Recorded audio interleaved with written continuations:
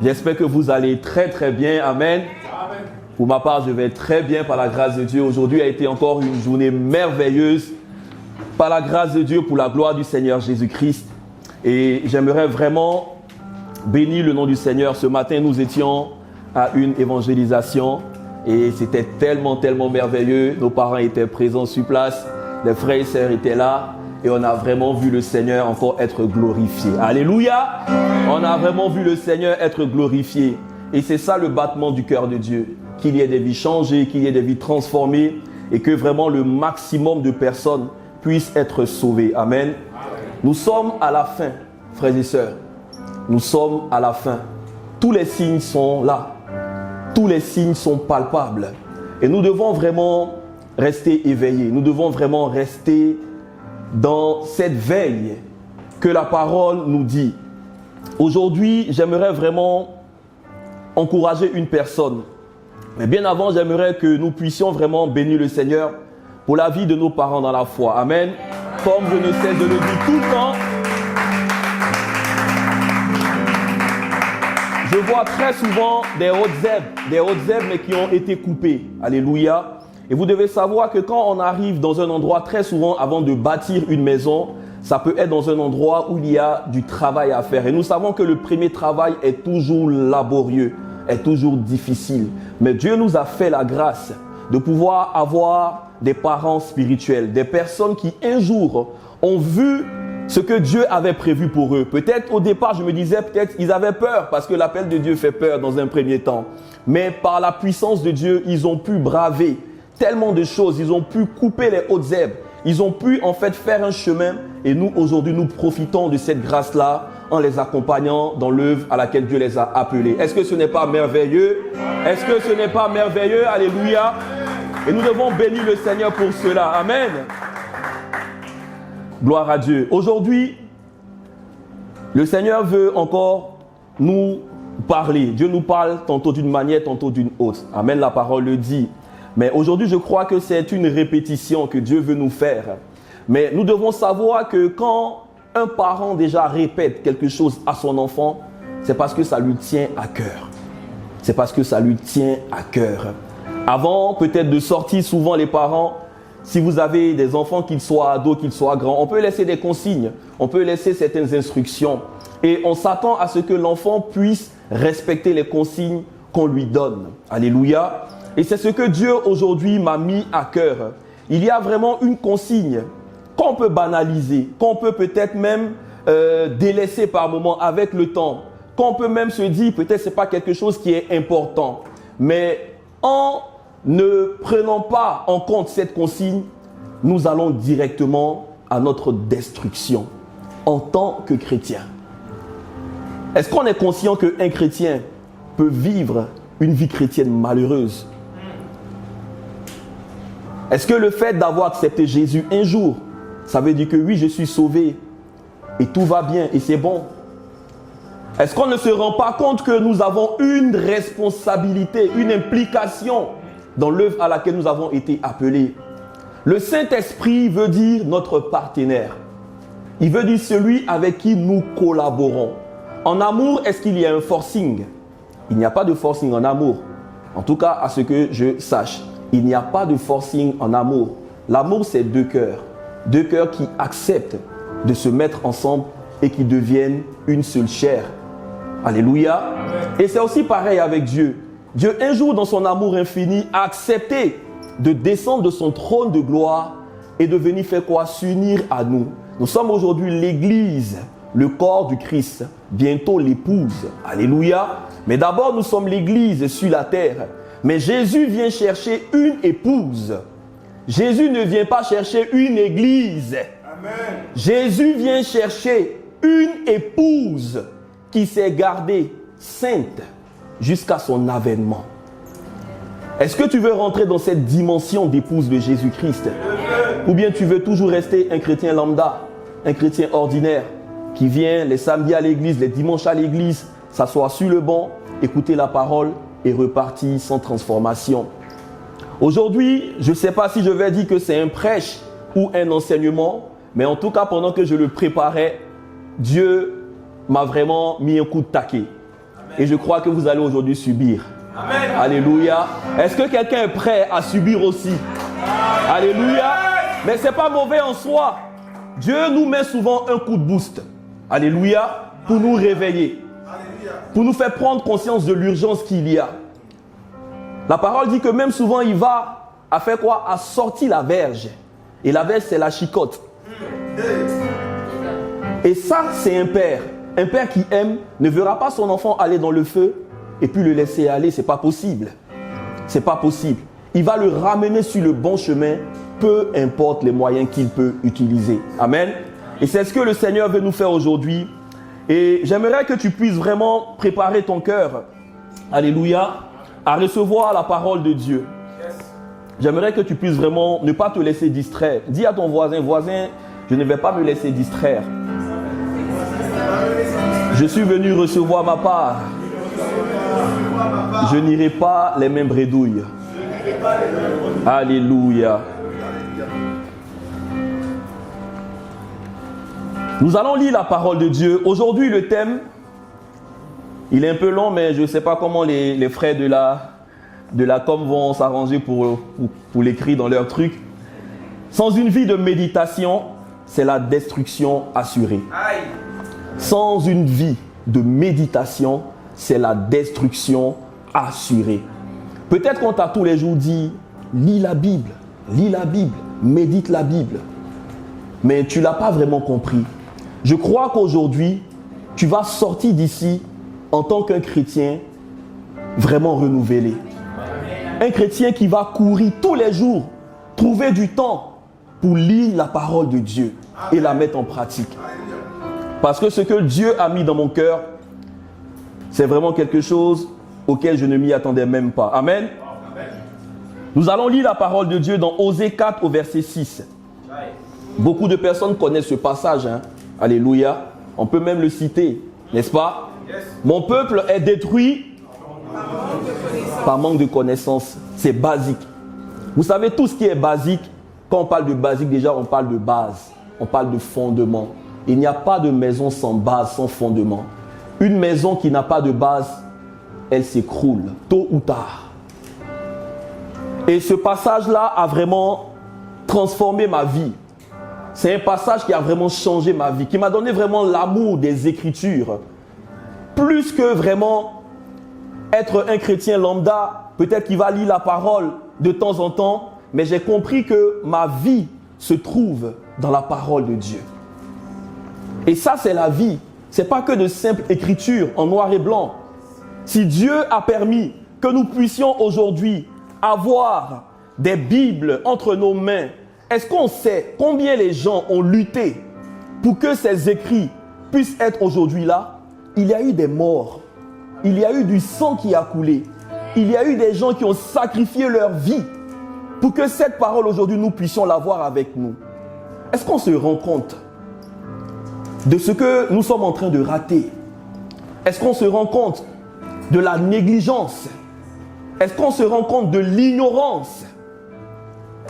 Le plus grand mal souvent pour le chrétien, c'est même pas le diable. Laissons le diable en paix, j'aime si bien le dire. Laissons le diable.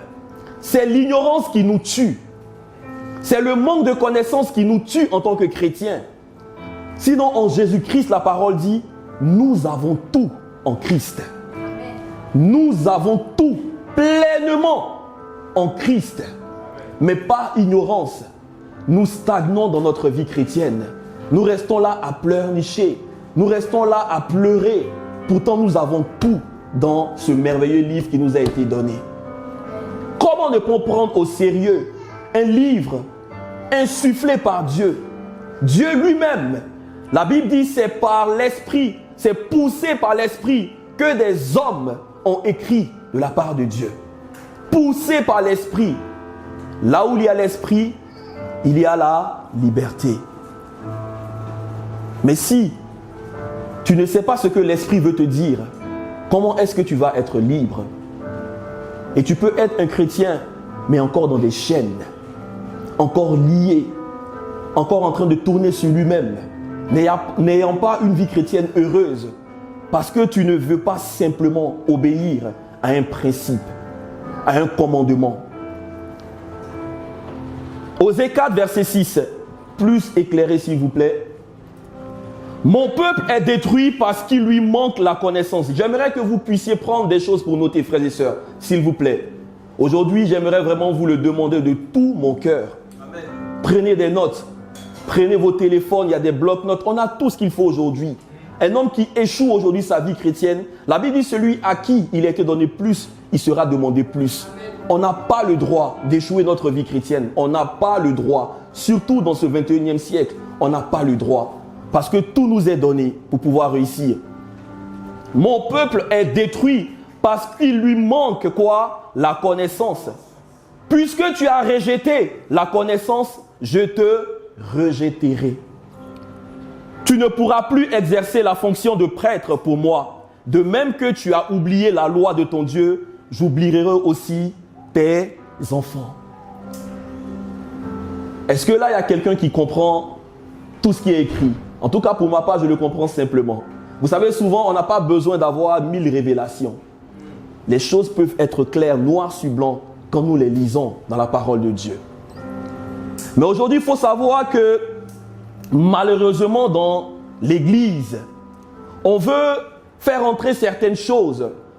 On veut faire entrer la distraction. Vous savez, Dieu m'a beaucoup parlé de la distraction ces jours-ci. Je suis une personne qui aime le foot. Mais j'aime pas le foot comme j'aime ma femme, c'est pas pareil. Vous savez. En français, on peut dire aimer, mais il y a des différences. Voilà, entre aimer et puis aimer.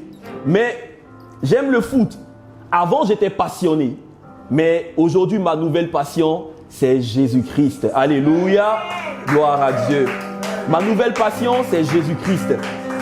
Mais j'étais là il y a quelque temps et je suis un peu de temps en temps, voilà, un match de foot par-ci, mais plus comme avant.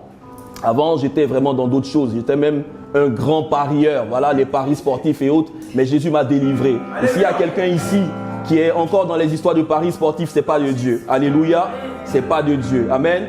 Donc, tu dois arrêter ça. Que ce soit quelqu'un, Dieu me parle d'une personne qui est dans les trucs de gratter les trucs, gratter les histoires de grattage là, dans les tabacs et autres, pour vouloir gagner des millions et autres. Et tu es convaincu que c'est de Dieu. Ce n'est pas de Dieu. Ce n'est pas de Dieu. Ce n'est pas de Dieu. Alléluia. Amen. Et j'étais là et puis je voyais qu'il y avait plein de trucs de foot encore. Là, je crois que voilà, on parle de Coupe du Monde, des clubs manchins, et ça s'enchaîne. J'ai dit, mais attends, les footballeurs, en fait, ils ne se reposent jamais ou quoi? Mais ils gagnent des millions, oui, c'est vrai. Mais après, tout de suite, dans mon esprit, je me dis, c'est comme ça que dans la fin des temps, il y aura encore plus de choses pour pouvoir nous distraire. Et j'étais là, j'ai dit, oui, c'est vrai. Et tu peux t'asseoir devant un match de foot pendant 1h30, 2h. Et tu es concentré devant une série télé pendant 1h, 2h. Pour certains même, les noctambules. Eux, on ne parle même pas. Des veilles sur des séries. Et là, je vois des souris. Il y en a plein ici. Sur Netflix. Et ils peuvent passer des nuits à être là. Mais tu dis, mais attends. Mais quand il s'agit d'ouvrir la Bible et de lire, tout de suite, il y a un petit vent, un doux vent, comme la parole le dit. Élie, il a entendu un doux murmure. Et là, paf, on tombe et on commence à dormir. Regardons, frères et sœurs, soyons quand même logiques. Est-ce que c'est quelque chose de normal? Non. C'est pas normal, c'est spirituel. Amen.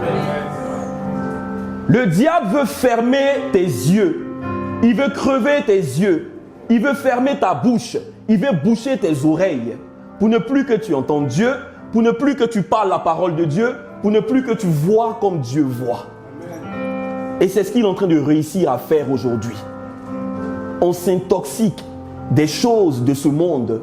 Disant, ah ben oui, Dieu peut tolérer. C'est pas mauvais en soi. Oui, c'est vrai. C'est pas peut-être un péché comme le péché où on dit elle a été adultère, il est allé fumer la drogue, elle est sortie avec tel homme. Oui, c'est pas ce genre de péché, mais c'est un péché, un gros péché.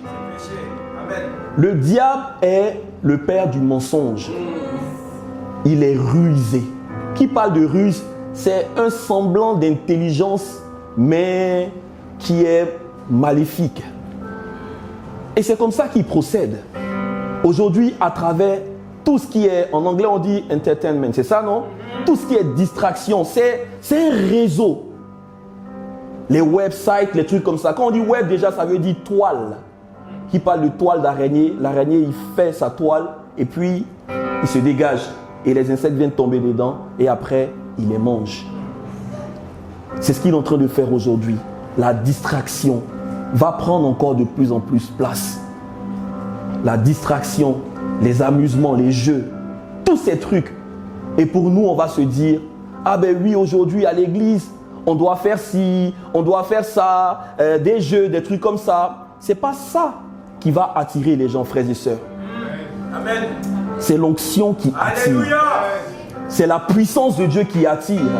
C'est la grâce sur ta vie qui doit attirer les gens. Et aujourd'hui, on est en train de passer à côté du but, malheureusement. Oui, c'est vrai en tant que frère en Christ. Les moments d'agapé, moi-même j'aime bien ça. Les moments de sortie entre frères et sœurs, c'est très important.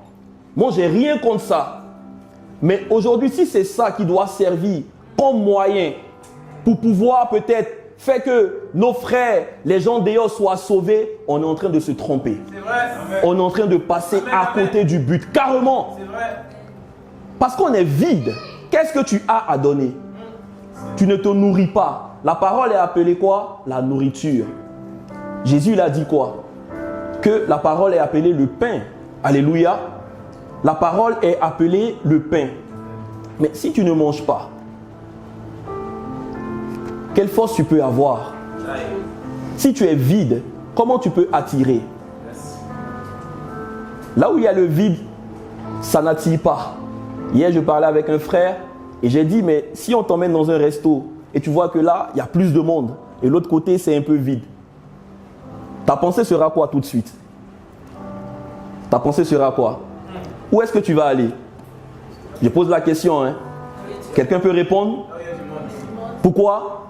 Est-ce que tu as goûté la nourriture qu'il y a là-bas? Mais simplement parce que tout ce qui est rempli attire. C'est aussi simple que ça. Mais si tu es vide, qui est-ce que tu vas attirer en tant que chrétien? Qu'est-ce que tu peux donner? On ne donne que ce qu'on a. Mais tu n'as rien en toi. Et voilà comment souvent on va dans les rassemblements, dans les réunions, et il y a des gens pour qui on prie. On prie, on prie. Ils vont tomber une fois, 2 fois, 3 fois, 7 fois, 70 fois. Sur 5 ans, ils tombent tous les jours. Mais ils ne tombent pas sous l'onction. Ils tombent en étant délivrés, de délivrance en délivrance. Mais qu'est-ce qui a remplacé? La Bible dit quoi? Quand l'homme fort vient et que dans la maison, on fait le nettoyage. Un homme plus fort vient, Jésus il vient, il fait le nettoyage, il enlève tout ce qui est maléfique et autres. Mais après, est-ce que la maison doit rester vide? Si tu ne remplis pas la maison, regardez comment le diable est un voleur et un menteur. Il va aller se promener, il va aller chercher d'autres amis et il dit, je reviendrai où? Dans ma maison. Comment le diable peut t'appeler, toi, chrétien, sa maison? Pourtant, la même parole nous dit que tu as été racheté et que tu es maintenant le temple de Dieu. Donc, est-ce que Dieu se trompe ou bien Dieu est un menteur ou bien c'est toi qui as un problème? La question reste posée. Et je sais que tu peux me répondre aujourd'hui. C'est toi qui as un problème. Parce que tu laisses la maison vide. Tu te remplis de quoi? Tu passes ton temps sur quoi? Tu fais quoi de tes journées? Est-ce que c'est tout le temps au téléphone? Des conversations qui n'ont rien à voir? Tu peux passer 1 heure en train de faire Congo-ça, en train de parler des choses qui n'ont rien à voir. Songi, en train de parler des choses. Mais tu dis non, mais c'est pas mauvais. Mais à la fin, qu'est-ce que tu gagnes? Tu as passé toute une journée, mais tu n'as rien eu. Aucune révélation de qui est Jésus. Tu ne sais même pas. Si on te demande aujourd'hui pourquoi Jésus est mort sur la croix, tu ne sais pas. Pourtant tu es chrétien, ça fait 5 ans, 10 ans. Pourquoi son sang a coulé? tu ne sais pas. Est-ce que ça ne doit pas nous réveiller, frères et sœurs? C'est vrai. Est-ce que ça ne doit pas nous pincer? C'est vrai. En fait, moi souvent, je suis un prédicateur brut. Voilà, je ne vais pas vous mentir. Je suis un peu à l'ancienne. Et j'ai été élevé dans une famille un peu militaire. Alléluia. Mais le royaume, c'est ça. Dans le royaume, on n'est pas dans la démocratie. C'est vrai. Celui qui aime la vérité, ça va lui faire mal. Mais je sais que quand tu vas rentrer chez toi, ça va te parler. Amen. Tu dis, ah, mais ce que le pasteur a dit, c'est vrai, il est dur. Mais c'est par amour, mon frère. Amen. C'est par amour, ma soeur. C'est pour ne pas que tu stagnes. C'est pour ne pas que tu passes tes nuits à pleurer, à dire, Dieu, mon Dieu, tu es où, tu es où? Dieu est là, mais toi, tu ne veux pas venir vers lui. Dieu t'a tout donné, mais toi-même, tu rejettes ce qu'il t'a donné. Et dans ce passage, il est dit quoi? Mon peuple est détruit parce qu'il lui manque la connaissance. Donc Dieu nous appelle quoi? Son peuple. Donc nous faisons partie intégrante de la famille de Dieu. Nous faisons partie intégrante du royaume de Dieu. Nous sommes appelés enfants de Dieu. Mais est-ce qu'on comprend que non, on peut être détruit en même temps en étant enfant de Dieu? Et ça, c'est grave. C'est parce qu'il y a simplement un manque de quoi? De connaissance. Regardons ensemble quelque chose dans la parole de Dieu. Dans Juge 16, à partir du verset 19, on va aller rapidement à la com, s'il vous plaît. J'ai pas mal de versets à donner aujourd'hui. Prenez note, s'il vous plaît. Juge 16 au verset 19. Nous allons parler d'un homme. Un homme qu'on appelait Samson. Qui connaît l'histoire de Samson ici? Bon, je vois beaucoup de mains, mais c'est pour les gens qui regardent souvent Superbook. Vous avez regardé dans Superbook. Vous savez, écoutez-moi très bien. Ce que je dis, c'est parce que je le sais, frères et sœurs. Vous savez, souvent, on regarde les films chrétiens. Et on croit que c'est ça, en fait. Moi, j'ai rien contre les films chrétiens. Hein. Il y a plein de films chrétiens qui sont très édifiants. Et j'aime bien regarder. Amen. Mais il y a des parties qui ne sont pas vraies, forcément. On ne vous dit pas tout. Un film dure combien de temps? 1 heure, 1h30. Mais t'assois pour lire la parole de Dieu. Est-ce que tu sais pourquoi Dieu t'a donné 2 yeux? Est-ce que tu sais pourquoi Dieu t'a donné une bouche, des oreilles? Si tu as tout ça, c'est parce que Dieu aussi a ça. Il te l'a communiqué. L'homme est un être spirituel. Donc, 2 yeux pour voir. Oui, pour regarder la télé. Mais pas seulement la télé, mais pour lire aussi. C'est aussi pour ça que Dieu a permis que tes parents aussi puissent t'emmener à l'école pour apprendre. Dieu n'a rien fait en vain. Il avait tout préparé, mais pour sa gloire. Un homme qu'on appelle Samson. Samson était un homme très très puissant que Dieu avait consacré depuis le sein de sa mère, la parole dit. C'était un Nazaréen. Mais regardons ici une partie de la vie de Samson. Samson était arrivé à un point où, par lui seul, il arrivait à battre toute une armée. Et il vivait sa vie comme il entendait. Souvent, on se dit, je suis chrétien, je suis sauvé, allez, c'est bon, je vis ma vie comme je l'entends. Mais c'est mal comprendre les choses. Samson n'avait pas la connaissance de la parole de Dieu. Samson ne lisait pas la Bible. Il vivait sa vie comme il entendait, parce qu'il a reçu l'onction. Vous savez, l'onction peut être à double tranchant. Elle est même à double tranchant. La Bible dit quoi? La parole de Dieu est comme une épée à double tranchant. Tout à l'heure, je disais, à celui à qui il a été donné beaucoup, il sera demandé beaucoup. On te donne la puissance. Tu donnes par exemple à un enfant un pistolet. Qu'est-ce qu'un enfant va faire avec un pistolet? C'est mettre sa vie en danger. Il ne sait même pas comment le manipuler. Voilà pourquoi Dieu ne nous donne pas des choses pendant que nous sommes là aujourd'hui. Parce que nous sommes encore des bébés. Tant que tu vas être un bébé, Dieu ne va pas te donner certaines choses. Parce qu'il sait que ça sera pour ta perte. Il fut un temps où, moi, tout mon rêve, c'était avoir beaucoup d'argent. Être un grand homme d'affaires. Et je me disais, peu importe les moyens, moi, je vais me faire de l'argent. Peu importe, même s'il faut aller en prison. Et je prenais des risques. Et j'avais même été en garde à vue souvent. Mais pour moi, mon problème, j'avais un objectif, une vision. avoir de l'argent. Et pour ça, je m'adonnais à des choses pas trop bien. Si je veux étaler mon témoignage, on va rester ici des jours. Mais j'étais escroc, j'étais voleur, j'étais un gars voilà, qui vivait sa vie comme ça. Et un jour, je suis là, et puis je me rends compte que, mais attends, tout ce que tu as eu en fait, c'est quoi la suite en fait? Et c'est là où mon histoire commence avec Dieu. Parce qu'il y avait toujours ce vide-là. Samson, il avait peut-être cette puissance, il avait peut-être l'onction, il avait peut-être cette renommée dans son royaume, mais il n'avait pas la connaissance, il n'avait pas la lumière, il n'avait pas la sagesse, il n'avait pas les choses que Dieu voulait afin de pouvoir vraiment étendre son royaume en ce temps-là. Pourtant, Dieu l'avait choisi. Et voilà comment il va se faire avoir. Lui, son problème, c'était les femmes. Il ne savait pas que Dieu, en fait, était un Dieu d'amour. Oui, c'est vrai, mais Dieu est aussi un Dieu de justice.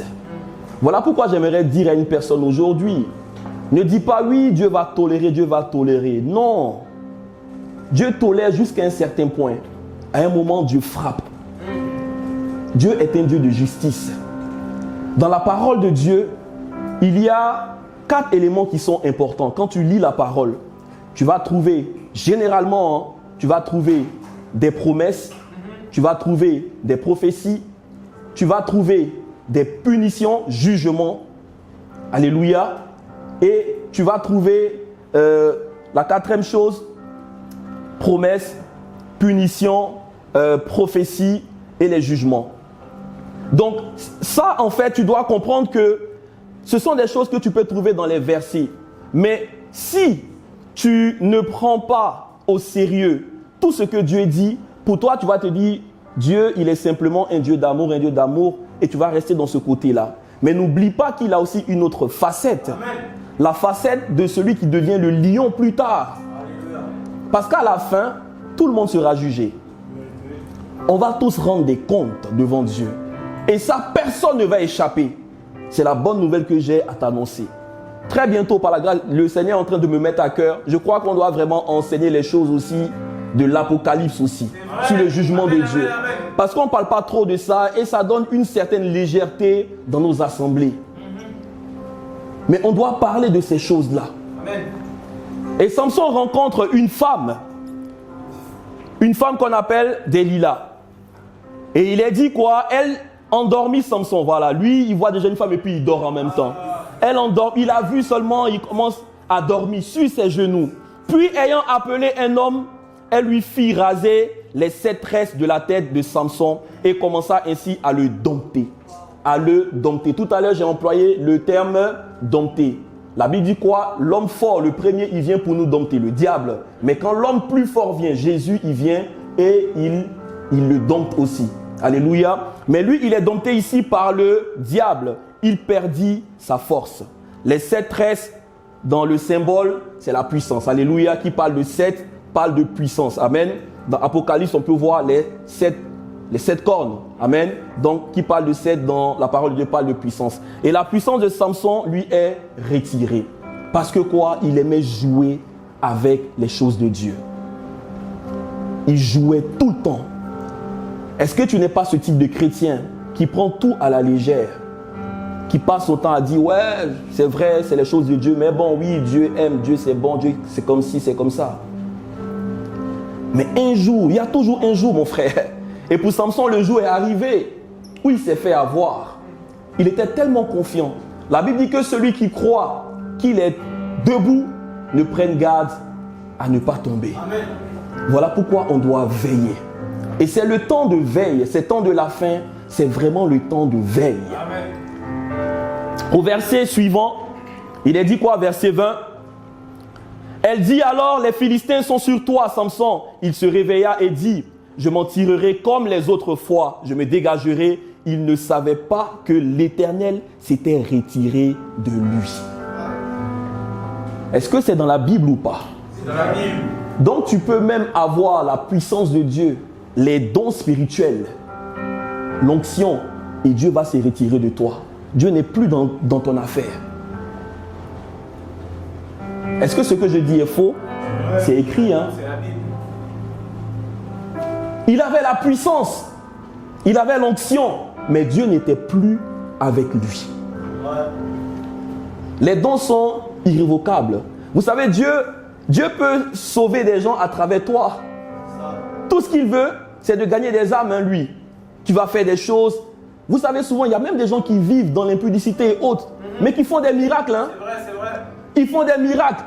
Et par ça, Dieu touche des gens. Par les miracles, Dieu sauve des vies. Il y a des gens qui ont besoin de voir pour croire. Leur vie va être impactée. Mais Dieu n'est plus là. Là où il y a le péché, Dieu n'est pas là. C'est aussi simple que ça. Le péché et Dieu, ils ne vont jamais se rencontrer. Voilà pourquoi à la croix du Calvaire, notre Seigneur Jésus, il a dit, mon Dieu, pourquoi m'as-tu abandonné? Parce qu'il avait porté tout le péché de l'humanité. C'est la seule fois où Jésus a dit, mon Dieu. Pourtant, il a toujours appelé le Père. Qui parle de Père, parle de communion. Mais là, il dit, mon Dieu, parce qu'il ne savait plus là où il en était en fait. Parce qu'il avait porté le péché de l'humanité. Et Samson, verset suivant, verset 21, il est dit, les Philistins s'emparèrent de lui et lui crevèrent les yeux. Ils le firent descendre à Gaza et l'attachèrent avec des chaînes en bronze et dut tourner la meule pour le blé dans la prison.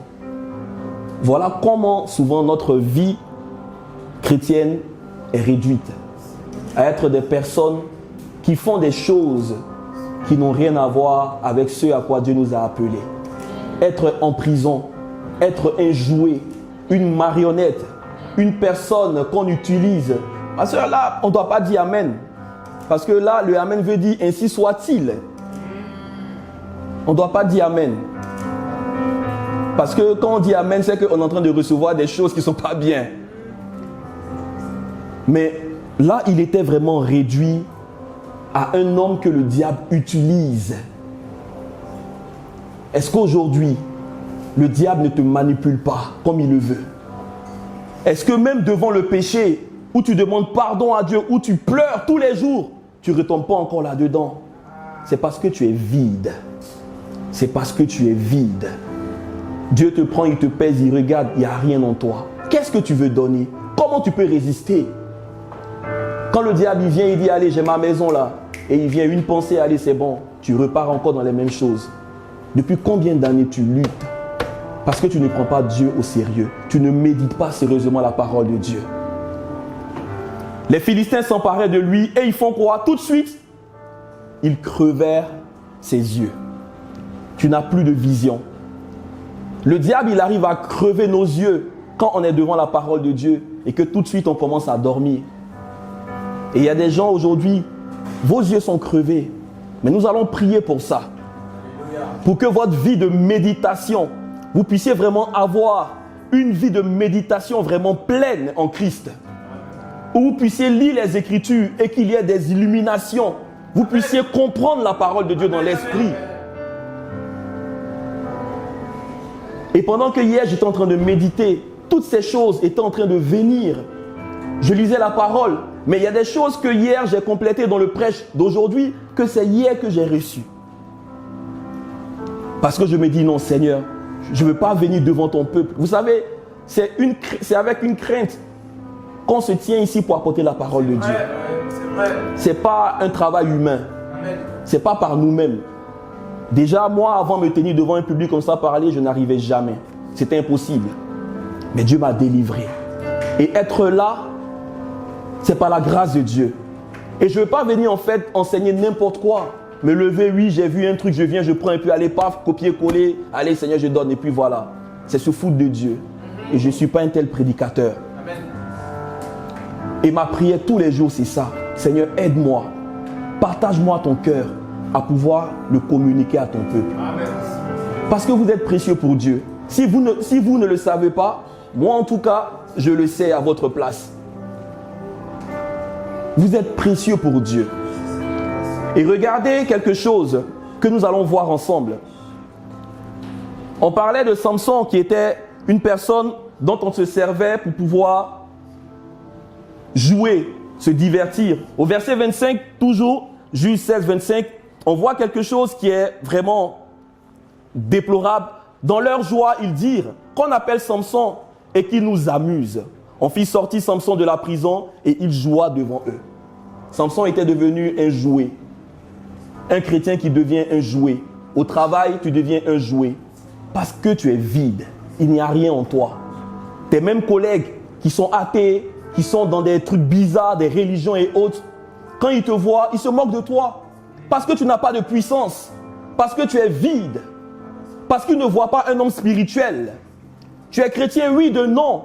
Mais au fond, il n'y a rien en toi. Et ils se moquent de toi. Ah ben oui, il dit, il est chrétien. Mais après, voilà, quand il y a les soirées, dans les entreprises et autres, on te voit là en train de picoler, en train de tutuber, en train de faire n'importe quoi, même à fumer avec eux.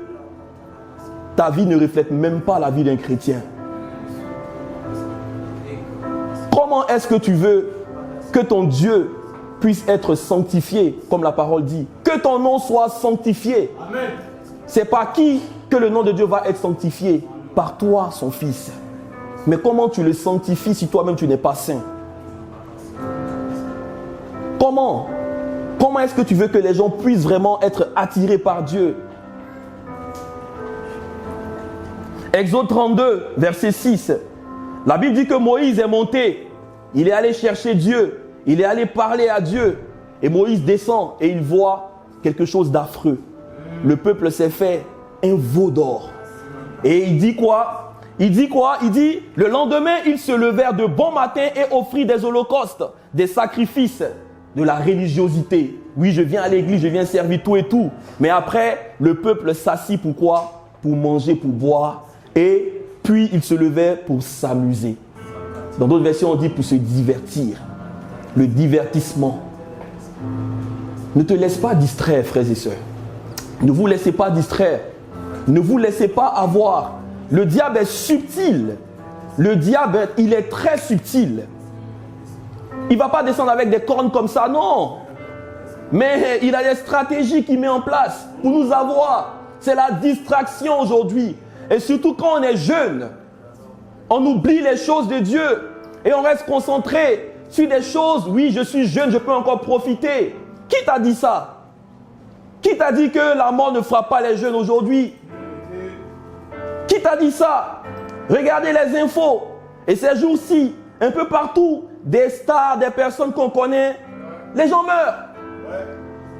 Mais est-ce que ça tilte à quelqu'un? Regardez ce que la parole dit. La Bible dit quoi? À la fin des temps, les gens seront hautains. Ils auront l'amour de l'argent, la cupidité. Ils n'auront plus d'amour. L'amour du plus grand nombre se refroidira. En fait, la mort même devient comme quelque chose de banal. On s'en fout. Ah ben oui, bon, il est mort, allez, on vit la vie, on passe à autre chose. En fait, on ne se rend pas compte que le gars, en fait, il avait des projets comme nous, on a aujourd'hui. Et que demain, dans tous les cas, on va tous y passer. Ça, c'est la plus belle prophétie. Je vois des visages qui changent. Est-ce que j'ai inventé la mort, moi? Ah non. Notre Seigneur, il a inventé la vie. Alléluia. Mais la mort physique est une porte. Tu vas aller au paradis, tu ne vas pas mourir physiquement. Donc tu vas passer toute ta vie ici, sur la terre. À 200 ans, tu es encore là. Mathusalem, tu ne vas pas changer. C'est une porte pour nous. Si tu as peur de la mort, c'est que tu n'as pas l'assurance de ton salut. Faut dire. C'est que tu n'as pas l'assurance de ton salut. C'est que tu as peur. C'est que ta vie n'est pas en règle encore envers Dieu. C'est que tu traînes encore dans des choses bizarres. Mais aujourd'hui, Dieu veut te donner l'opportunité de revenir de plus belle avec lui. Ne soyons pas distraits, frères et sœurs. Ne soyons pas distraits. Comme était le peuple. Mon peuple est détruit parce qu'il lui manque la connaissance. Être dans la présence de Dieu et être détruit. L'ignorance est le plus grand mal aujourd'hui. Dieu peut être présent, mais l'ignorance de l'homme va le conduire à l'échec, va le conduire à la destruction, à la souffrance, à la mort. On va aller dans quelque chose de vraiment plus profond. Alléluia. Mais je prie que le Seigneur vraiment vous aide à comprendre simplement. Alléluia. Allons dans Genèse 1, on va voir quelque chose de très important. Genèse 1, verset 1 à 3. En tout cas, pour ceux qui ont l'habitude, on sait qu'on ne passe pas un prêche sans aller dans Genèse. Amen. Alléluia. Tout est dit dans Genèse. Tout est dit, tout est écrit dans Genèse. Genèse 1 à partir du verset 1. Au commencement, Dieu créa le ciel et la terre. Verset 2. La terre n'était que chaos. La terre était informe et vide. Il y avait des ténèbres à la surface de l'abîme. Et l'Esprit de Dieu faisait quoi? Planait, se mouvait. L'Esprit de Dieu se mouvait au-dessus de l'eau. Verset 3. Il est dit quoi? Dieu dit qu'il y ait de la lumière. Et il eut de la lumière. Quand la lumière, la connaissance est rentrée en action à cause de la parole de Dieu, c'est là que plus tard, toutes les choses ont commencé à se mettre en place. Mais l'Esprit de Dieu était là. Est-ce que l'Esprit de Dieu n'était pas là? L'Esprit, c'est qui? L'Esprit, c'est Dieu. Est-ce qu'on est d'accord? Mais la Bible dit quoi au verset 2? Verset 2, la terre n'était que chaos et il y avait des ténèbres à la surface de l'abîme. Et l'Esprit de Dieu planait au-dessus de l'eau. Hier, pendant que je méditais, Dieu me fait comprendre quelque chose de très très simple. La terre n'était que chaos. Alléluia. Donc la terre était là. Dieu l'a créée, mais elle n'était que chaos. Elle était informe et vide. On dit le tohu bohu, c'est en grec. Alors, la terre c'est qui? La terre c'est qui?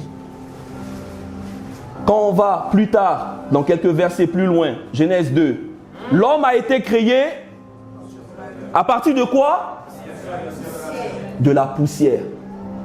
Donc, un homme peut être là et puis être vide. La terre était informe et vide, bien qu'elle ait été créée. Il y avait des ténèbres. Donc, les ténèbres, c'est le manque de connaissance, simplement. Là où il y a le manque de connaissance, il n'y a pas de lumière, il n'y a que des ténèbres. La Bible dit quoi? Ta parole est une lampe à mes pieds, une lumière sur mon sentier. Si tout de suite il y a ici des ténèbres, ben je crois qu'il y a des gens qui vont se prendre les fils ici et autres, parce qu'on ne voit rien. Mais quand la lumière apparaît, on sait comment marcher. Et cette lumière dont on parle ici, ce n'est pas la lumière qui a été créée quelques versets plus tard, non. Ça, c'est la lumière vraiment qui a jailli dans le cœur, qu'on peut trouver dans 2 Corinthiens 4, verset 6. On verra ça tout à l'heure. Mais regardons ici ensemble quelque chose encore. Dieu dit, et l'Esprit de Dieu planait où? Au-dessus de l'eau. L'eau, c'est qui? L'eau, c'est la parole. C'est vrai, sous une forme. Mais l'eau, c'est nous aussi. La terre, c'est nous. L'eau aussi, c'est nous. Et vous savez qu'en l'homme est composé d'eau à 60%. Est-ce que vous le savez? Est-ce que vous le savez? Mais le potier, quand il veut fabriquer ses pots, qu'est-ce qu'il prend comme matière? La terre et c'est ce que Dieu a fait de nous. Nous sommes composés d'eau et de terre. La lumière vient en la personne de Dieu. Jésus dit, je suis la lumière du monde. Donc quand Dieu vient avec cette lumière-là, c'est pour donner une forme à la terre qui était informe, à l'eau aussi qui était là, mais qui était dans le tohu bohu, afin de lui donner quelque chose de vraiment éclatant. Et c'est ce que nous sommes aujourd'hui. Mais c'est l'ignorance qui fait qu'on ne prend pas conscience du vase merveilleux que nous sommes pour Dieu. Et on reste là à faire des choses qui n'ont rien à voir avec Dieu. Aujourd'hui, Dieu veut nous faire prendre conscience que nous sommes précieux pour lui. Qu'on ne doit pas rester dans l'ignorance. C'est le temps de sortir de l'ignorance. Tu dois être un chrétien différent. Ne te dis pas je suis comme tout le monde. Tu n'es pas comme tout le monde. Même deux Siamois ne sont pas comme tout le monde. Les deux même, ils se ressemblent, oui, ils ont le même, mais ils sont différents. Ils ont deux identités. Des jumeaux ont deux identités. Regardez la sagesse de Dieu. Quand on veut aujourd'hui faire tout ce qui est documents et autres paperasses, qu'est-ce qu'on demande généralement? L'empreinte digitale. Donc même des jumeaux n'ont pas la même empreinte digitale. Est-ce qu'on est d'accord? On est différents. Et toi, tu es fait à l'image de Dieu. Tu as quelque chose que Dieu a mis en toi spécialement. Et c'est ce que tu dois découvrir. Seigneur, qu'est-ce que tu as mis en moi? Mais si tu veux savoir ce que Dieu a mis en toi et que tu n'ouvres pas la bouche de Dieu, comment Dieu va te parler? La parole, c'est la bouche de Dieu. Quand tu lis, en fait, dans tes yeux, il y a en même temps des oreilles. Tu lis en même temps, tu écoutes. Est-ce qu'on est d'accord? Tu vois ce que Dieu dit et tes oreilles spirituelles sont ouvertes pour recevoir la parole de Dieu. Mais si tu n'ouvres jamais la parole de Dieu, dis-toi simplement, à chaque fois que j'ouvre la parole de Dieu, j'aime bien laisser chez moi la Bible ouverte. J'ai un peu des Bibles un peu partout là. Quand je les vois à tout moment, je laisse comme ça ouvert. Je peux passer là, je gratte un verset, mais j'ai aussi mes temps de méditation. Parce que Dieu peut parler à tout moment. Dieu parle tantôt d'une manière, tantôt d'une autre. Dans une conversation avec un frère, une sœur, Dieu peut te parler. Mais si tu ne sais pas ce que Dieu a déposé en toi comme parole, comment est-ce que tu peux avoir des choses à communiquer à d'autres personnes? On veut impacter sans vie de méditation, c'est pas possible. Tu vas impacter qui? Sur les réseaux sociaux, tu vas mettre à crier. Ah oui, ça, comme ci, comme ça. Faire du coaching et autres. Aucune puissance. 2-3 mois après, c'est mort, c'est fini. Parce qu'il n'y a pas de vie dedans. Là où il y a l'Esprit de Dieu, il y a la vie. Et c'est ça que nous devons cultiver aujourd'hui. La puissance de Dieu par la méditation. Il y a de la puissance. Quand un homme prend cette base-là, il est bâti. Rien ne peut le secouer. Rien ne peut peut faire trembler la personne. Rien. Aujourd'hui, personnellement, je crois que par la grâce de Dieu, je ne sais pas quel homme va venir me dire que Jésus ne peut pas te sauver, mon ami. Je ne sais pas. Parce qu'il m'a démontré par A plus B lui-même, déjà dans ma rencontre avec lui, et aussi à travers les Écritures. Ancien Testament, Nouveau Testament, tout est dedans. Toujours. Jésus était là au commencement. Et quand on parle du commencement ici dans Genèse 1:1, on ne te parle pas du commencement d'un temps. On te parle de la manifestation d'une personne. Au commencement, il a été manifesté. Il était avec Dieu. Jean 1, verset 1. La parole était avec Dieu. Toutes choses ont été faites par la parole. Mais qu'est-ce que toi tu veux faire sans la parole? Tout a été fait avec la parole, pour la parole, par la parole. Mais toi tu veux faire des choses avec ta propre intelligence, mon ami. Est-ce que ça va marcher? Non. Ça ne va pas marcher. Ça peut marcher un temps, ça va s'écrouler après. Et tu vas dire Dieu où tu es. Dieu est là, mais tu n'ouvres pas les oreilles pour écouter. Et si tu écoutes aujourd'hui, ce n'est pas un homme simplement qui te parle, c'est Dieu qui te parle. Dieu est tellement simple qu'on n'arrive pas en fait à le capter. Tu rencontres Dieu tous les jours. J'ai rencontré Dieu. Yes. Je vais dire des choses, peut-être ils vont dire, ah ben pasteur, il est... Dis-nous, pasteur. Je crois il y a 2 ou 3 samedis, ouais, je venais à l'église et j'étais dans le tramway, j'étais dans Paris et je venais au culte. J'avais une formation dans la matinée et après ça, je suis venu en transport et j'ai rencontré une personne avec qui j'ai fait la formation le matin. Et pendant qu'on était en train de parler, bizarrement, il a commencé à s'ouvrir, à vouloir vraiment savoir sur ma vie, tout et tout. Et là, on commence à parler et je lui dis, après moi je vais à l'église. Il dit, ah bon, t'es chrétien, tout et tout? Et je lui dis, oui. Ah ouais, c'est bien. J'ai aussi mes frères, ma cousine qui est chrétienne, comme ci, comme ça. Je dis, c'est top ça. Il dit, et dans quelle église tout et tout? Un curieux. Église évangélique, protestant, il dit, il y a plusieurs branches. Je dis simplement, j'aime Jésus. Je suis aussi, voilà, dans une église évangélique et qui parle d'évangile, parle de bonnes nouvelles de Jésus-Christ. Et je m'appuie sur la Bible. Il dit, ah, c'est bien ça. En tout cas, ma soeur, quand elle me parle souvent, elle me parle de Jésus, mon chien, je ne comprends pas trop. Et j'ai commencé à lui parler en fait des choses de Dieu simplement.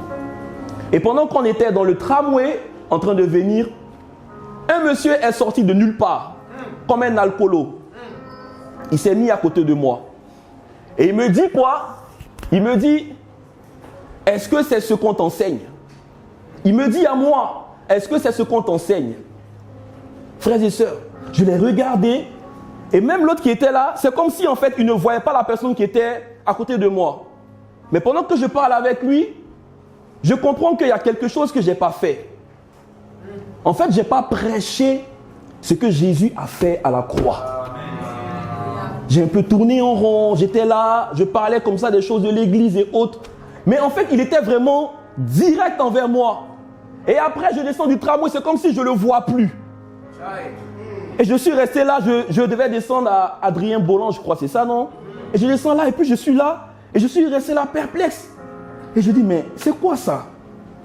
Et paf, dans mon esprit, je comprends que je n'ai pas annoncé l'évangile à la personne qui était avec moi. Je me suis repenti en même temps devant Dieu. Et j'ai compris que c'est Dieu qui m'a parlé là. Tu peux voir Dieu tous les jours, mon ami.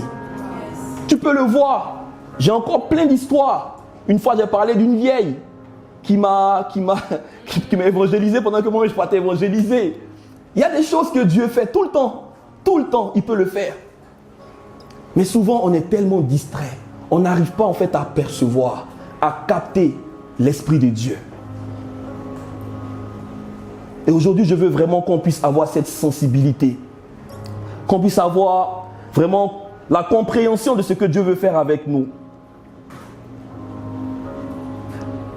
On va aller dans 2 Corinthiens 4, verset 6. Tout à l'heure, on parlait de la lumière pour essayer de montrer un peu, pour faire une nuance entre la lumière qui est apparue dans Genèse 1, je crois, verset 15 et autres, et cette lumière en fait qui est apparue le premier jour, la lumière de Dieu. Genèse 2 Corinthiens 4, pardon, verset 6.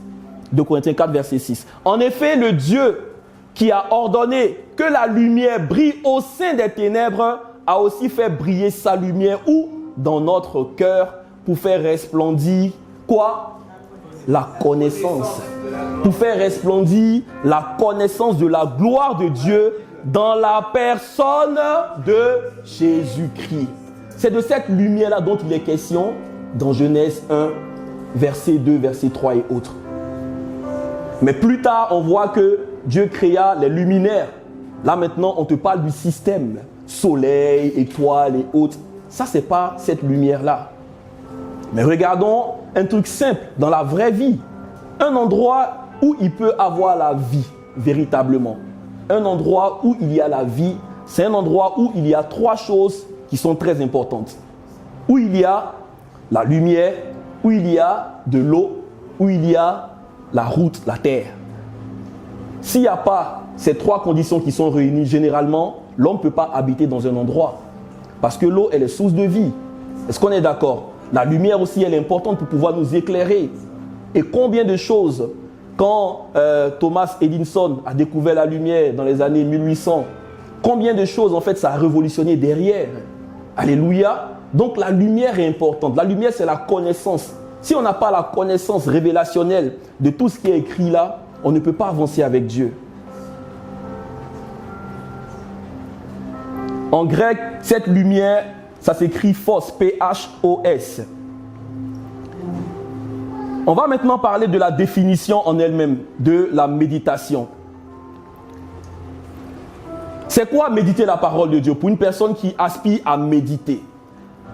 Méditer, c'est quoi? C'est réfléchir profondément sur quelque chose dans le but de faire quoi? D'en tirer une leçon qu'on peut appliquer à notre vie. Je vais vous dire quelque chose qui est très important, frères et sœurs. Tout à l'heure, je disais que non, c'est avec une crainte que je me tiens toujours devant l'autel de Dieu. Tout ce que je lis ici, c'est vrai, je prends le temps souvent de préparer les sermons et autres. Moi, j'aime maintenant très bien écrire. Avant, je n'aimais pas écrire.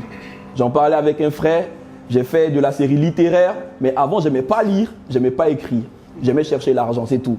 Je me dis quand on va à l'école pour apprendre 1 plus 1, 2 plus 2, c'est pour calculer 20 euros, 30 euros, 50 euros et autres, c'est tout. Voilà, le reste, je m'en fous. Mais après, j'ai compris que non, l'écriture a une portée spirituelle. Et tout à l'heure, je parlais en fait des écritures que nous avons reçues comme ça de la part de Dieu. Et la parole de Dieu nous dit quoi? Que Dieu a même des livres où il est écrit. Quand on dit Seigneur, écris nos noms dans ton livre de vie. Dieu a un livre où il écrit les noms. Dieu nous a donné la Bible qui est un livre qu'il a lui-même écrit. Dieu a écrit les tables des lois qu'il a données à Moïse. La Bible dit que Dieu a écrit avec ses doigts. et il a donné les tables à Moïse. Dieu a un livre des souvenirs. Donc Dieu a plein de livres comme ça. Toi, quel est ton livre aujourd'hui? Ce sont des choses simples, mais que Dieu aime. Est-ce que tu as un livre? Quand je dis livre, même un cahier, où tu prends des notes. Tu as fait RBIF pendant 3 ans. Là, je parle à quelqu'un. Où sont tes cahiers de RBIF aujourd'hui? Je sais que tu as tout perdu. Est-ce que ça, c'est être sérieux avec Dieu? Je vous assure. La dernière fois, je disais que quand notre Père donnait les paroles de connaissance et autres ici, il a dit, quelqu'un a perdu sa montre. Et c'était moi. Effectivement, j'étais en train de chercher des anciens cahiers. Et j'ai retrouvé la montre. Je cherchais des cahiers et j'ai retrouvé le premier cahier où j'ai commencé à noter les choses de Dieu, tout ce que je lisais et autres. Et c'est pendant que je cherchais que Dieu en fait me fait trouver mes montres. Et là, ça m'a tilté. Je dis, ah ouais, quand tu prends Dieu au sérieux, il va te montrer des chemins nouveaux. Quand tu commences à noter les choses que Dieu te met à cœur, qui te tiennent aussi à cœur, il va commencer à ouvrir des sentiers nouveaux. Mais qu'est-ce que tu notes? Qu'est-ce que tu écris? La Bible dit à Habakkuk, écris la prophétie, grave-la sur des tables. Quand elle est écrite, tu dois la ressasser. Tu dois prier pour ça. Les promesses sont faites pour qu'on prie pour ça. Dans la Bible, il y a plein de promesses, plein de prophéties, plein de principes qu'on néglige. La loi de la semence, c'est un principe biblique. Mais tu ne sais pas ces choses qu'on t'enseigne. Comment est-ce que tu veux prospérer? Quand on dit de semer, les gens se plaignent. Ah oui, à l'église, on donne, on donne, on donne. Mais vous savez, moi avant, j'avais une certaine gêne pour prêcher ces choses. Parce qu'avant, je me disais, ah ben les gens, comment ils vont me voir, tout et tout. Mais maintenant, je m'en fous. Je prêche le plein évangile. Amen. Si tu es pauvre, c'est pour toi. Mais au moins, je t'aurais enseigné. Parce que quand je vais arriver, Dieu va dire, tu as vu lui là, il est resté pauvre toute sa vie sur la terre. Je dis, Seigneur, je lui ai dit, qui doit semer? Il n'a pas semé. Parce qu'il croyait que je voulais voler son argent. Frère, tu ne sèmes pas. Mais même la loi de la nature, Dieu, il est tellement sage. La loi de la nature, quand tu prends une graine que tu mets en terre, ça va produire. Est-ce que Dieu ne te parle pas? Ça, c'est même pas la Bible. Qui a déjà été au champ? Nous, on dit au champ. Qui est déjà allé dans un champ? Est-ce que tu as déjà pris le maïs et puis tu l'as mis sur, comment on dit ça là? Sur le béton et ça a produit? Non! Le maïs, il va en terre et il meurt. Le grain de blé, Jésus. Le grain de blé. La Bible dit que si le grain de blé ne tombe en terre et s'il ne meurt, il ne peut pas produire. Quand tu sèmes, déjà c'est avec quelles conditions de cœur que tu sèmes. Une chose n'est pas venir dire, oui, j'ai enlevé mon argent et puis allez, viens, paf, je mets, pouf, je m'en vais. Allez, demain, je sais que ça va donner comme ça. Est-ce que Dieu a besoin en vrai de ton argent? La Bible dit qu'à lui appartient l'or et l'argent. Au ciel, les routes sont pavées d'or. Donc, est-ce que Dieu a besoin de toi, ton argent en vrai? Quand tu sèmes pas pour quelqu'un. Tu sèmes pour toi-même ta propre vie. Si tu n'as rien sémé, tu n'auras rien. Celui qui sème peu, récolte peu. Il sème beaucoup, récolte beaucoup. Moi, j'ai choisi de semer beaucoup. Ce que tu sèmes produira toujours. Sur ta propre vie, sur la vie de tes enfants, des générations en génération. Aujourd'hui, il y a des choses que tu bouffes aujourd'hui. Tu as une personne ici, tu as reçu en héritage une maison même déjà. Une maison. Qui a reçu une maison ici en héritage? Qui a reçu une maison ici en héritage? C'est le fruit de labeur. C'est une semence que des gens ont fait, que tu as reçu. Donc il y a des gens qui ont travaillé, qui ont semé. Aujourd'hui, toi tu profites. Tu es une autre génération, mais tu profites. Vous voyez comme notre sœur? Donc il y a eu une semence derrière. Il y a quelqu'un qui un jour s'est levé pour travailler et elle profite aujourd'hui. Mais toi tu ne sèmes pas. Tu ne travailles pas. Tu ne fais rien. Tes enfants vont manger quoi demain? Ou bien tu les mets au monde, tu dis, allez, débrouillez-vous. Moi aussi, voilà. Tu es chrétien pourquoi? Pour faire souffrir tes enfants? Pas du tout. Même s'ils ne sont pas encore là aujourd'hui physiquement, commence à semer pour eux. C'est le monde spirituel. Rien ne se perd dans le monde spirituel. Rien ne se perd. Ça produit forcément, certainement. Quand ça meurt en toi, Seigneur, je le fais. Oui, je sais que c'est difficile. Je sais que c'est compliqué, Seigneur, la situation. Mais je te le donne de tout mon cœur. Seigneur, aide-moi. Tu pries pour une personne depuis longtemps. Tu veux voir sa conversion. Elle ne change pas. Tu as prié, jeûné pendant 5 ans, 10 ans, 15 ans. Ah, mais toi aussi. Sois quand même logique un peu. Change un peu de stratégie. Sème. Seigneur, j'ai prié. Ce n'est pas la prière qui règle tout. Il y a des choses simples où on donne une instruction. Et il y a une personne ici qui doit semer quelque chose. Je n'ai pas dit forcément à l'église, mais tu dois semer quelque chose que Dieu t'a mis à cœur. Pour quelqu'un pour qui tu pries depuis longtemps. Moi, j'ai semé comme ça pour des gens ici. C'est bouclé. C'est fini.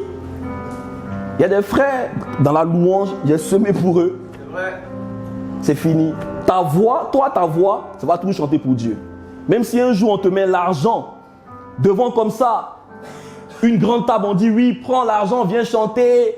Comment on appelle les histoires de Universal, quoi, machin, tout et tout, sans faire de pub. Mais ta voix ne va même pas donner. Ça sera que pour Dieu. Et moi, j'ai semé pour ça. On a des possibilités de faire des choses, frères et sœurs.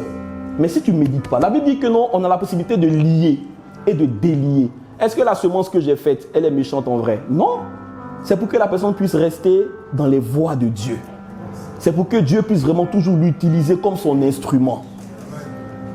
Dieu agrée ça. Un jour, un frère qui est maintenant pasteur, et je suis allé dans son ordination, et j'étais là, et puis j'étais limité. Je dis, mais attends, je regarde ma poche, j'ai que 50 €. Je dis, mais Seigneur, bon, pas que voilà, dans mon compte bancaire, j'avais quand même plus, voilà, mais sur moi, j'avais, voilà, que 50 €. Et j'étais venu de Marseille à l'époque. Et j'arrive, et puis Dieu me dit, sème pour lui, sème pour lui. Je dis, quoi, Seigneur? Ben c'est bon, c'est déjà fait. Sème pour lui. Sème pour son ordination. Et je me suis mis à part, j'ai prié, mais j'ai vraiment senti l'approbation de Dieu par rapport à l'ordination de cet ami-là. Aujourd'hui, il est pasteur. Il dit, Seigneur, vraiment, je le scelle. À travers cette semence-là, la terre, le ciel sont en accord pour lui, sa vie. Il va te servir jusqu'à son dernier souffle. Lui, ce n'est pas aujourd'hui, mais aujourd'hui, c'est un homme, il est fou pour Jésus. Il ne s'arrête jamais. Il a ses problèmes de la vie quotidienne. Il vit des difficultés, mais il sert le Seigneur de tout son cœur. Voilà comment on fait des semences qui produisent du fruit. Mais souvent, on sème dans des terres qui ne sont pas fertiles aussi. Tout ça aussi, ce sont des principes. La Bible nous parle des différentes terres. Alléluia. Marc 4, les terrains. La terre épineuse, la terre pierreuse. N'est-ce pas? Mais la bonne terre, c'est elle qui produit. Où tu mets ton argent? Où tu mets ton argent? Est-ce que tu veux être riche pour Dieu? La Bible en parle. Être riche pour Dieu. Quand tu es riche pour Dieu, quand tu donnes à Dieu, mais ça ne va faire que croître. Toi-même, tu seras débordé. Et moi, je suis dans cet esprit de débordement. Et je le crois pour ma vie. Est-ce que tu le crois pour toi? Amen. Dieu n'aime pas les personnes qui sont incrédules. On va le voir tout à l'heure. Tu vas comprendre. Ton incrédulité que tu as aujourd'hui, ça va disparaître au nom de Jésus. Méditer la parole de Dieu, c'est quoi? C'est réfléchir profondément sur quelque chose dans le but de tirer une leçon. Josué 1, verset 8. On va aller vite. Josué 1, verset 8. Que ce livre de la loi ne s'éloigne pas de toi. Médite-le jour et nuit. Médite-le jour et nuit. Pourquoi? Pour. Donc quand tu médites la parole, est-ce que c'est pour aller prêcher dehors déjà, avant? Non. Est-ce que c'est pour venir sur l'autel pour prêcher? Non. C'est pour toi-même d'abord. Tout ce que je lis tous les jours, tant que ce n'est pas en accord avec ma propre vie, quel droit je vais me tenir ici pour lui donner? Si je ne sème pas, et que je viens un jour m'arrêter là et je dis, ah ben oui, les frères semés comme ci, comme ça, mais Dieu va me gifler. Dieu va me gifler. Dieu, il tape les gens, hein. Est-ce que vous savez ça? Mais parce que tu mens et tu viens dire des choses que tu ne vis pas. L'évangile, c'est d'abord vivre. C'est ce qu'on est d'abord. C'est pas ce qu'on dit. Tout ce que Dieu a dit, c'est parce qu'il est ça d'abord.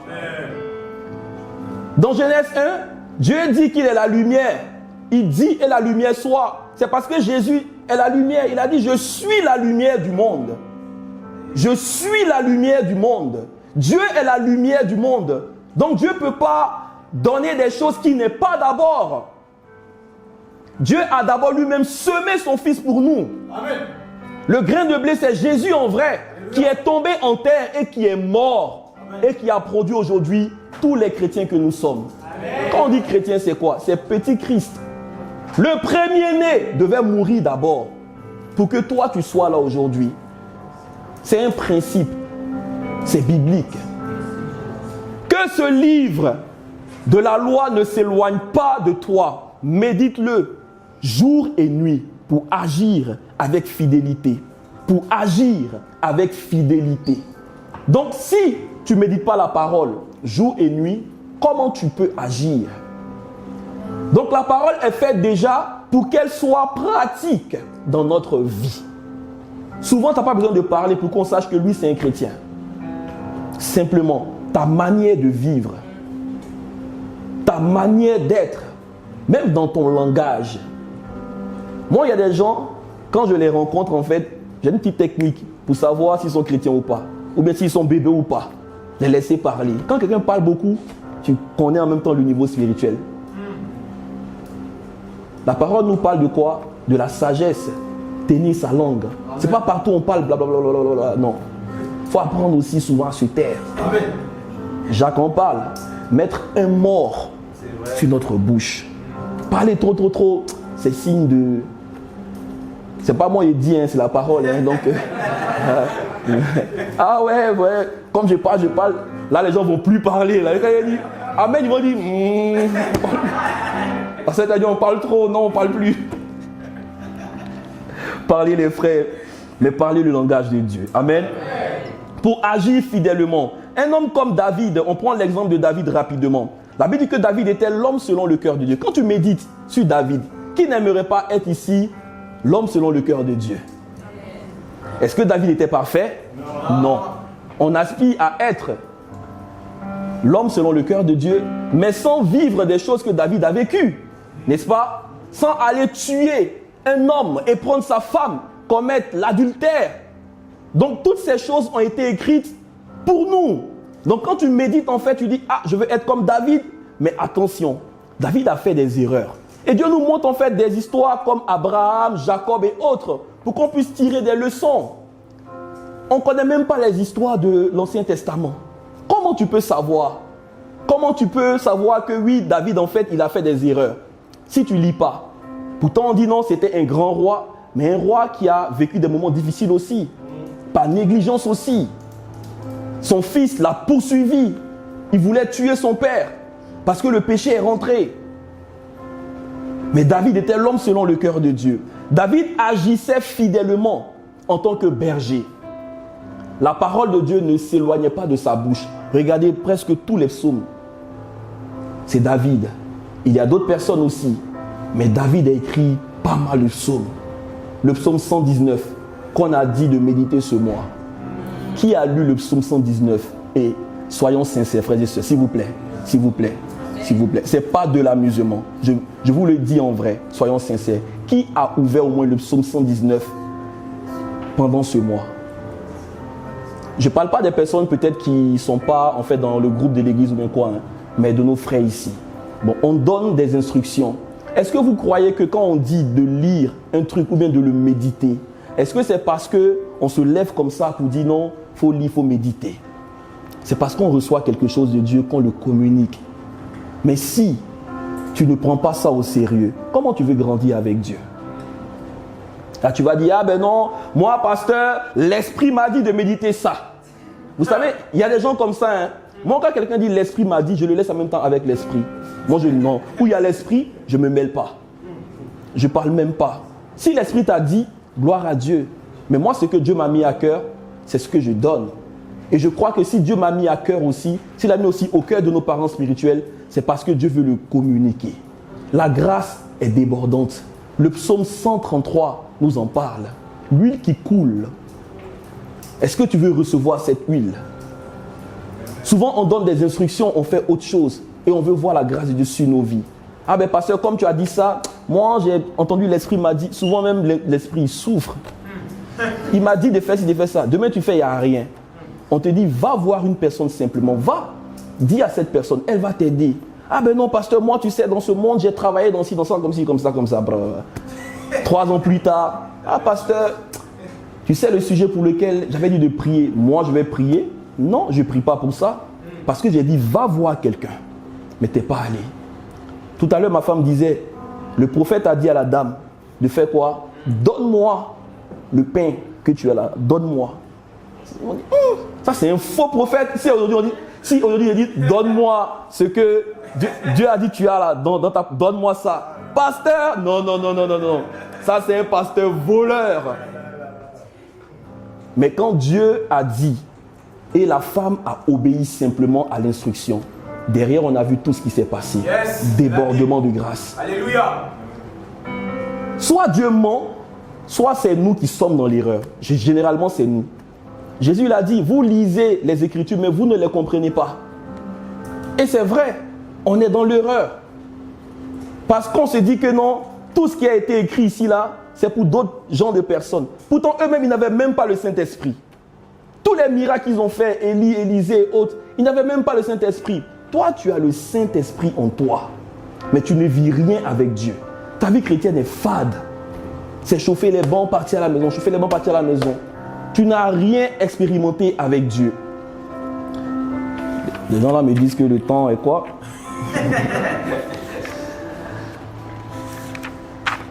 Alléluia. On va continuer un peu. Allez vite. Exemple de la femme du Proverbe 31. La Bible dit quoi? Proverbe 31. Là maintenant je parle aux femmes. Les femmes spirituelles. Vous aimez prêcher sur des choses que vous ne vivez pas. Apprêtez-vous. Serrez vos ceintures.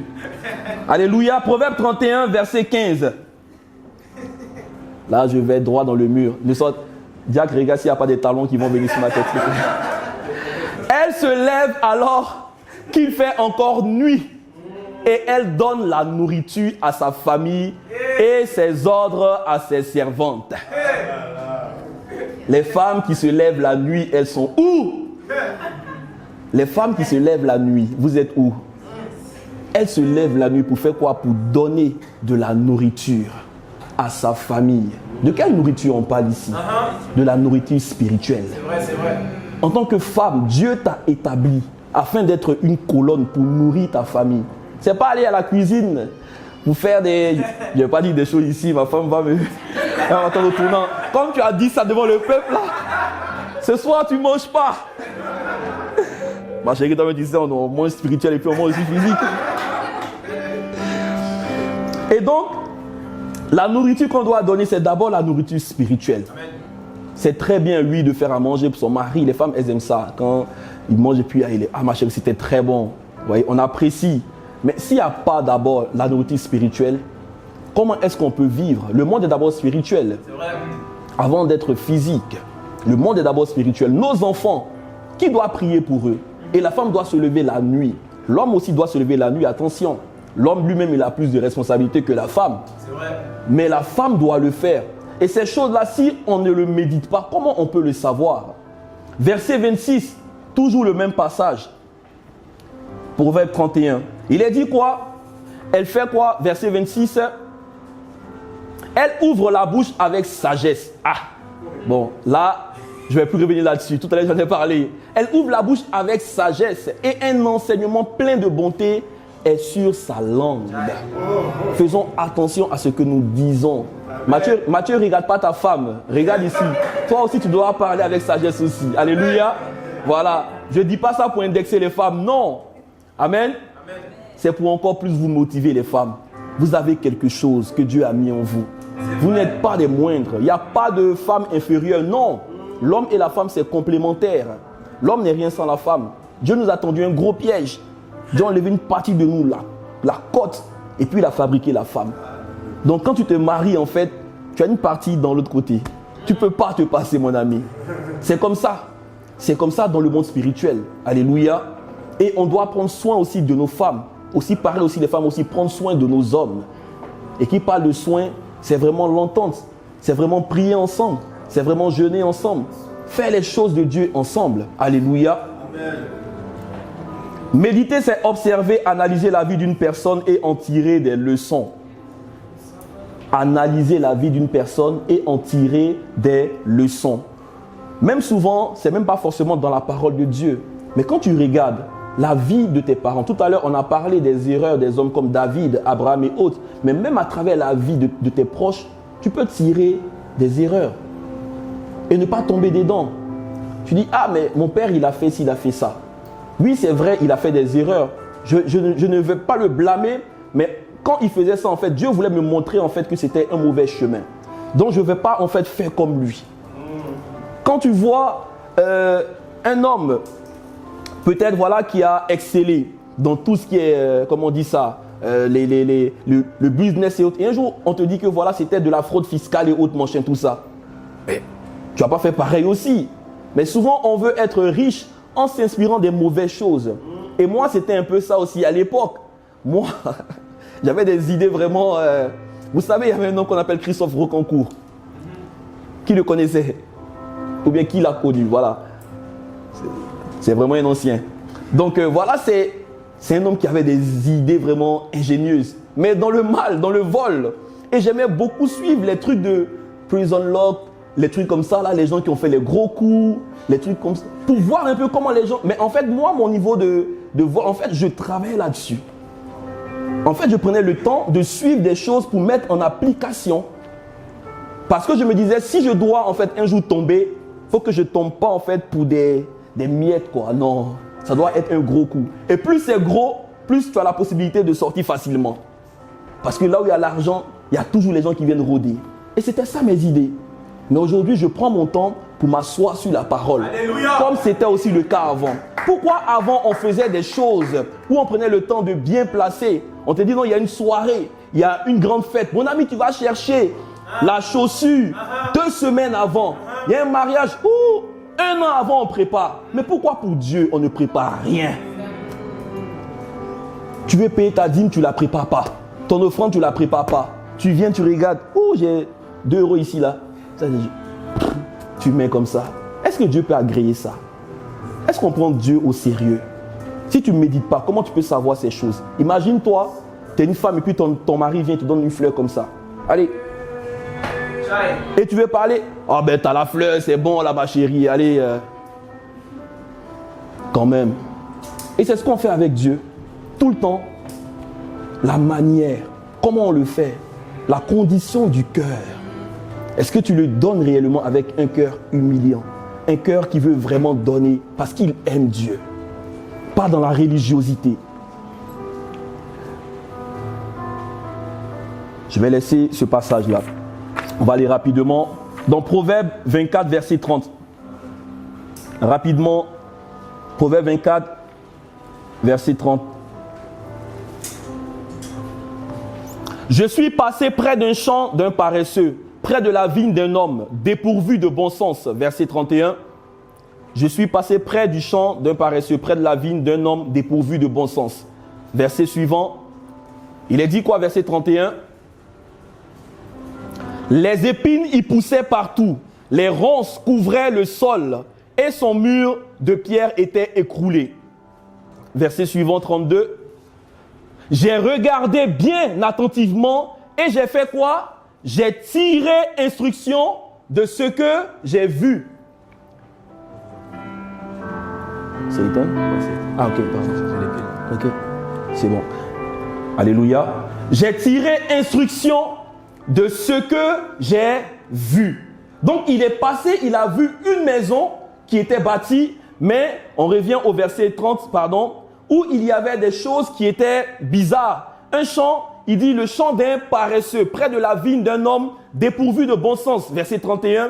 Et il dit, il y avait quoi? Des épines, il poussait partout. Les ronces couvraient le sol de son mur de pierre.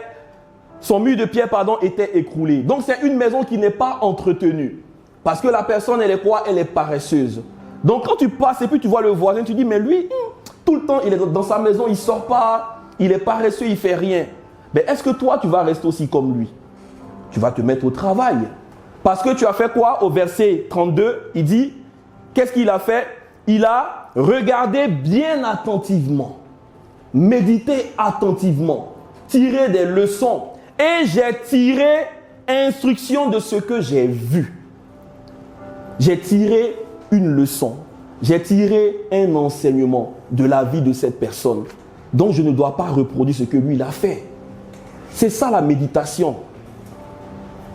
Mais si on ne lit pas la parole de Dieu, comment on veut être des chrétiens qui vont faire des choses et exceller dans ton ministère?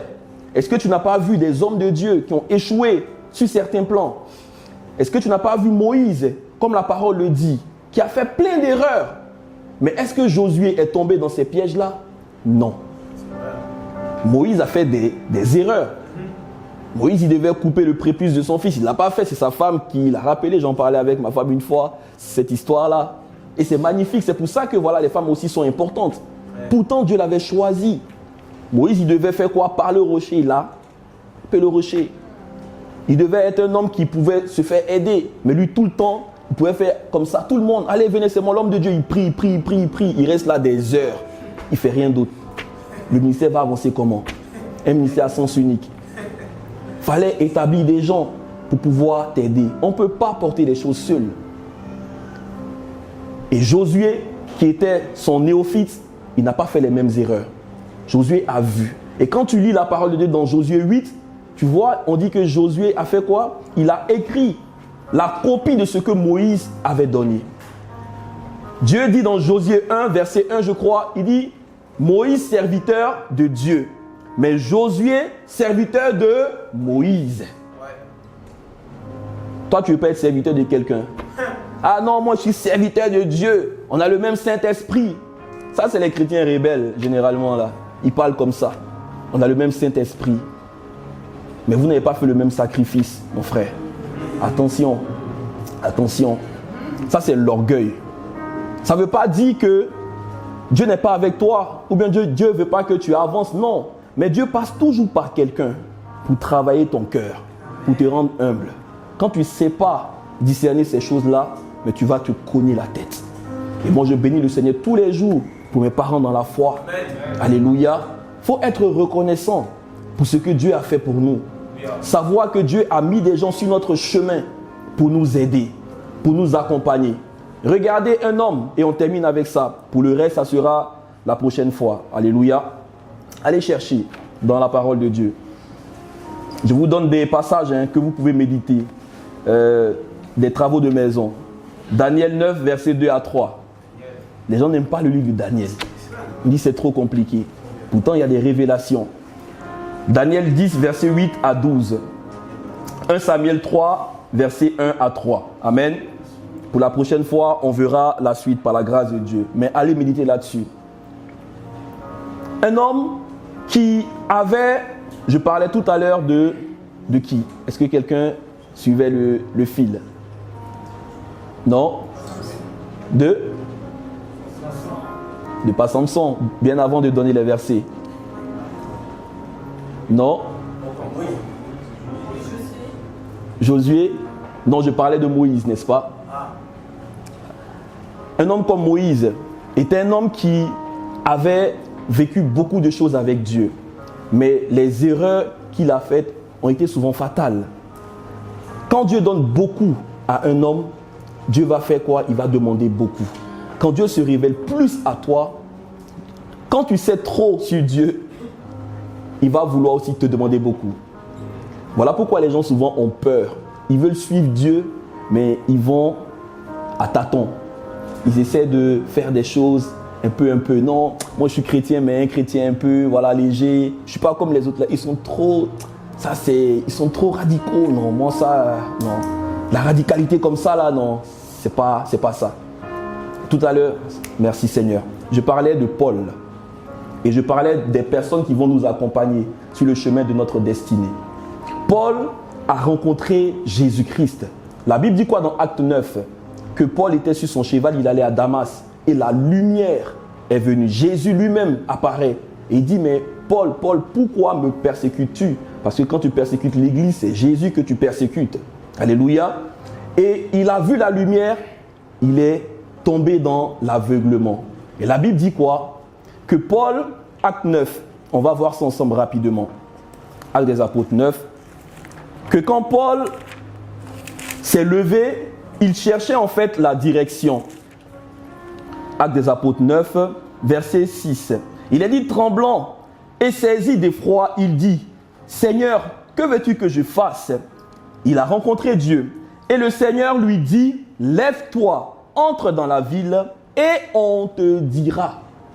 On te dira. Qui est ce on qui dira? Jésus lui dit, on te dira. Jésus, c'est le Saint-Esprit. Jésus, c'est Dieu. Mais pourquoi il envoie vers des gens? Déjà. On te dira.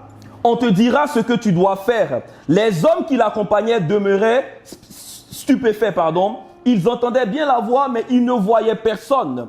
Donc lui seul, il voyait, il vivait en fait quelque chose de très spirituel. Saul se releva de terre et quoique ses yeux soient ouverts, il ne voyait rien. On le prit par la main. On te dira, on te prendra par la main. Alléluia. Et on le conduisit à Damas. Il resta 3 jours, ainsi de suite.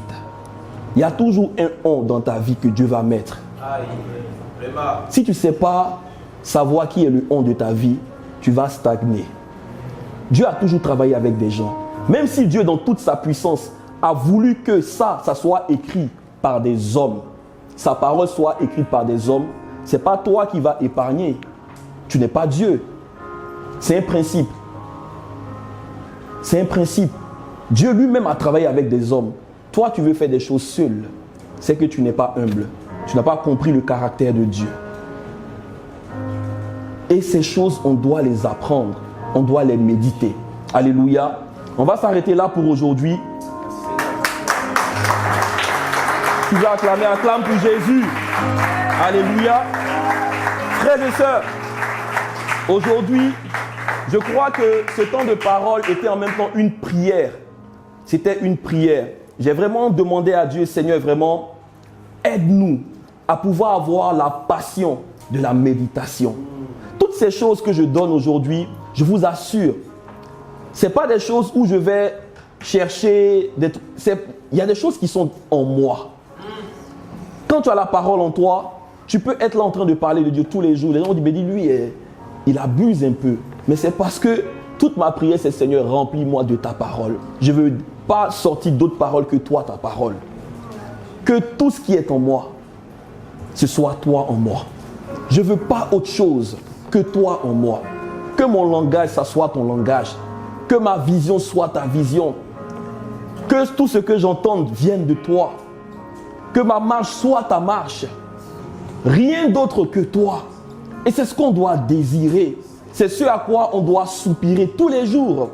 Et non pas se laisser entraîner dans ce monde aujourd'hui où il y a des choses de partout. Alléluia. Nous allons nous lever et nous allons prier.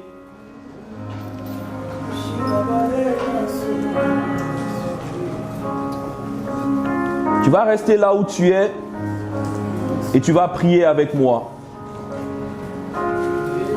Merci Seigneur.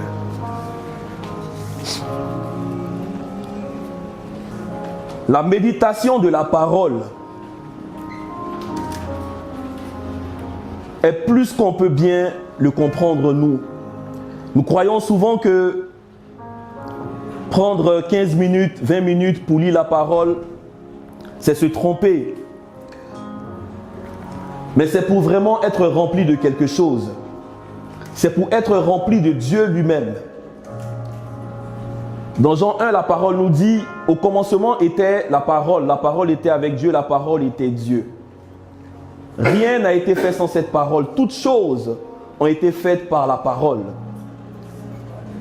Et si tu veux faire des choses aujourd'hui, ça ne pourra pas se faire sans la parole de Dieu. Tu ne pourras jamais avancer sans la parole de Dieu. Oui, tu pourras peut-être être un chrétien sauvé.